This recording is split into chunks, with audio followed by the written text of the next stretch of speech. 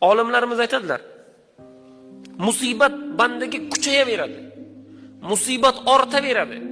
Banda aytadiki, bo'ldi deydi, chida olmayman deydi. Toqatim qolmadi deydi. Birodar, mana shu joyi kelganda siz chidang. Nega?